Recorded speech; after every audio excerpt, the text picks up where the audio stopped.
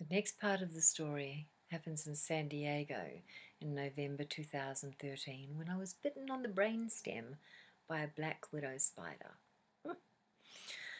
Now I know there's no coincidences. I'm a shaman. I work with ancient medicine and with animals and insects, and it did not escape my notice that I had been asking for a brain upgrade when I was 24. I was hit by a drunk driver and brain injured to the point where my frontal lobes scanned like an autistic child.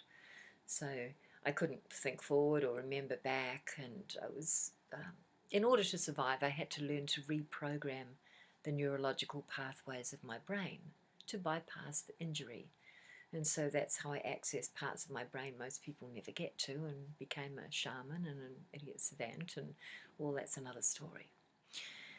Back in 2013, here I am with a ping pong ball shaped lump on the under my skull, and now I'm really, it was scary.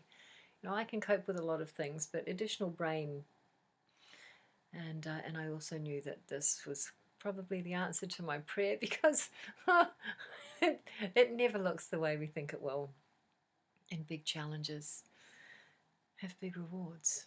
So I journeyed to Grandmother Spider and said, why? What's the story? And she affirmed that if I transmuted the poison, then I would not only live, bonus, but I would have greater access to my frontal lobes.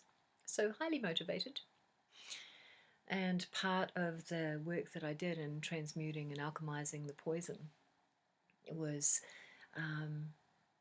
the pinnacle of it was a shamanic journey to Lake Atitlan, where I had dropped the Herkimer, and I dived into the lake at that point and met again with the lady of the lake. There she was. And I knelt before her, and she placed her scepter on the base of my neck, and oh my God, all of a sudden it felt like my head was in this really intense vice, and the pain was extraordinary, and I could feel the neurological pathways whizzing back and forth and all of this brain activity, and I thought my brain was going to explode. And then just before it did, she took the scepter off, and I'm okay. It was good, I think. And I stood, and we had a wee conversation, and she touched me again, this time on my forehead, and I arose, not as the phoenix, but I exploded from the lake, a white peacock. And it was at that moment that I remembered Oscar's prophecy 8 years previously. And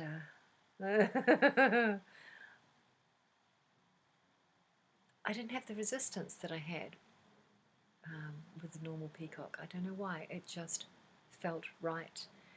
And all of a sudden I could see so much more. I now have 25, maybe 30% more brain function. And wow, the story that goes on from that point, next video.